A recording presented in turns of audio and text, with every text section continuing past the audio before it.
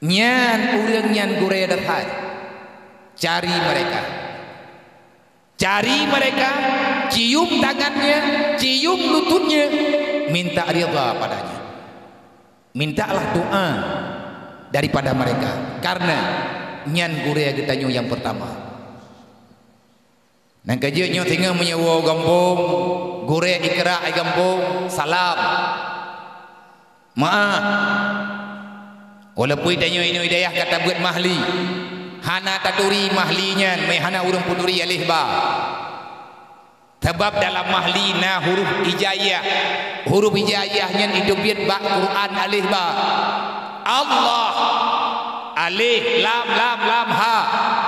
Allah tho puturi Allah nyan bagne tho puturi alih ba bagne. Tente saja gure di kampung, maka jangan tinggalkan mereka. Bek sok udayo, bek mung udayo.